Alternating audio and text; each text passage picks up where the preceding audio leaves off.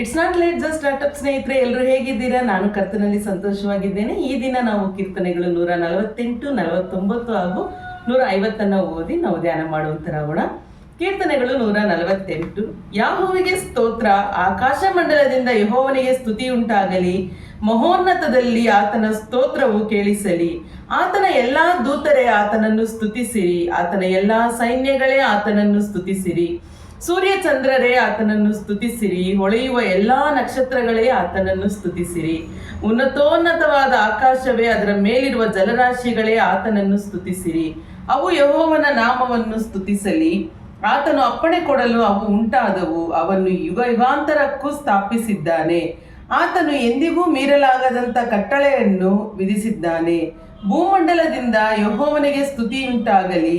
ತಿಮಿಂಗಿಲಗಳು, ಆದಿಸಾಗರಗಳು, ಬೆಂಕಿ, ಕಲ್ಮಳೆ, ಹಿಮ, ಹಬೆ ಇವುಗಳು ಆತನ ಅಪ್ಪಣೆಯನ್ನು ನೆರವೇರಿಸುವ. ಬಿರುಗಾಳಿಯು, ಬೆಟ್ಟಗಳು, ಎಲ್ಲಾ ಗುಡ್ಡಗಳು, ಹಣ್ಣಿನ ಮರಗಳು, ಎಲ್ಲಾ ತುರಾಯಿ ಗಿಡಗಳು, ಎಲ್ಲಾ ಮೃಗ ಪಶು ಪಕ್ಷಿ ಕ್ರಿಮಿಕೀಟಗಳು, ಭೂರಾಜರು, ಎಲ್ಲಾ ಜನಾಂಗಗಳು, ಪ್ರಭುಗಳು, ಸರ್ವದೇಶಾಧಿಪತಿಗಳು, ಪ್ರಾಯಸ್ಥರಾದ ಸ್ತ್ರೀ ಪುರುಷರು, ಮುದುಕರು, ಹುಡುಗರು ಯೆಹೋವನನ್ನು ಕೊಂಡಾಡಲಿ.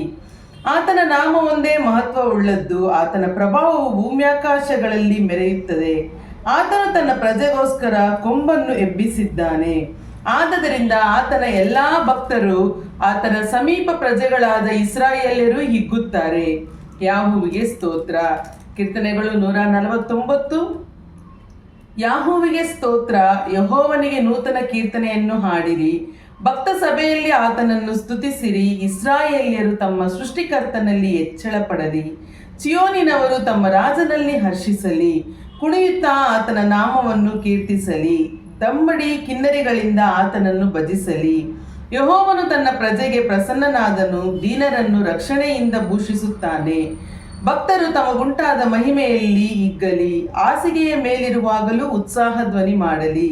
ಅವರ ಬಾಯಲ್ಲಿ ಯೆಹೋವನ ಸ್ತೋತ್ರವೂ ಕೈಯಲ್ಲಿ ಇಬ್ಬಾಯಿ ಕತ್ತಿಯೂ ಇರಲಿ. ಅವರು ಜನಾಂಗಗಳಿಗೆ ಮುಯ್ಯಿ ತೀರಿಸುವರು. ಅನ್ಯ ಜನಗಳನ್ನು ದಂಡಿಸುವರು. ಅವರ ರಾಜರನ್ನು ಸಂಕೋಲೆಯಿಂದ ಬಂಧಿಸುವರು. ಪ್ರಭುಗಳಿಗೆ ಕಬ್ಬಿಣದ ಬೇಡಿಗಳನ್ನು ಹಾಕುವರು.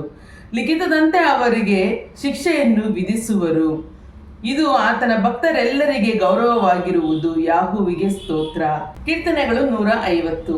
ಯಾಹೋವನಿಗೆ ಸ್ತೋತ್ರ. ದೇವರನ್ನು ಆತನ ಪರಿಶುದ್ಧಾಲಯದಲ್ಲಿ ಸ್ತುತಿಸಿರಿ. ಆತನ ಶಕ್ತಿ ಪ್ರದರ್ಶಕವಾದ ಆಕಾಶ ಮಂಡಲದಲ್ಲಿ ಆತನನ್ನು ಸ್ತುತಿಸಿರಿ. ಆತನ ಮಹತ್ಕಾರ್ಯಗಳಿಗಾಗಿ ಆತನನ್ನು ಸ್ತುತಿಸಿರಿ. ಆತನ ಮಹಾಪ್ರಭಾವಕ್ಕೆ ಸರಿಯಾಗಿ ಆತನನ್ನು ಸ್ತುತಿಸಿರಿ. ಕೊಂಬೂದುತ್ತಾ ಆತನನ್ನು ಸ್ತುತಿಸಿರಿ. ಸ್ವರಮಂಡಲ ಕಿನ್ನರಿಗಳಿಂದ ಆತನನ್ನು ಸ್ತುತಿಸಿರಿ. ದಮ್ಮಡಿ ಬಡಿಯುತ್ತಾ ಕುಣಿಯುತ್ತಾ ಆತನನ್ನು ಸ್ತುತಿಸಿರಿ. ತಂತಿ ವಾದ್ಯಗಳಿಂದಲೂ ಕೊಳಲುಗಳಿಂದಲೂ ಆತನನ್ನು ಸ್ತುತಿಸಿರಿ. ತಾಳದಿಂದ ಆತನನ್ನು ಸ್ತುತಿಸಿರಿ. ಜಲ್ಲರಿಯಿಂದ ಆತನನ್ನು ಸ್ತುತಿಸಿರಿ. ಶ್ವಾಸವಿರುವುದೆಲ್ಲವೂ ಯೆಹೋವನನ್ನು ಸ್ತುತಿಸಲಿ. ಯಾಹೋವನಿಗೆ ಸ್ತೋತ್ರ. ಹಲ್ಲೆಲೂಯಾ. ದೇವರ ಪರಿಶುದ್ಧ ನಾಮಕ್ಕೆ ಸ್ತೋತ್ರ ಉಂಟಾಗಲಿ. ಈಗ ನಾನು ಓದಿದಂತಹ 3 ಭಾಗಗಳು ನಿಮಗೆ ಆಶೀರ್ವಾದವಾಗಿತ್ತು ಅಂತ ಹೇಳಿ ನಾನು ವಿಶ್ವಸಿಸ್ತಾ ಇದ್ದೇನೆ.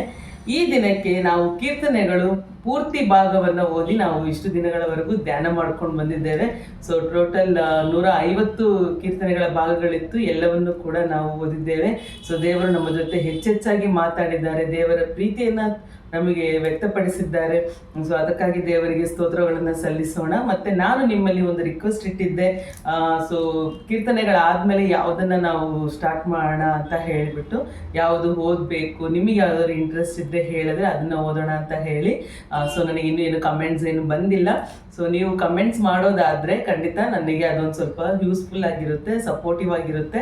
ಆ್ಯಂಡ್ ನಾನು ಕೂಡ ದೇವರಲ್ಲಿ ಕೇಳ್ತಾ ಇದ್ದೇನೆ, ದೇವರು ಪ್ರೇರೇಪಿತವಾಗಿ ಯಾವುದು ಕೊಡ್ತಾರೋ ಆ ಭಾಗವನ್ನು ನೆಕ್ಸ್ಟ್ ನಾವು ಓದಿ ಅಧ್ಯಯನ ಮಾಡುವಂಥರಾಗೋಣ. ದೇವರ ವಾಕ್ಯಕ್ಕೆ ಮಾತ್ರನೇ ನಾವು ಮಹಿಮೆ ಕೊಡ್ತಾ ಇದ್ದೇವೆ.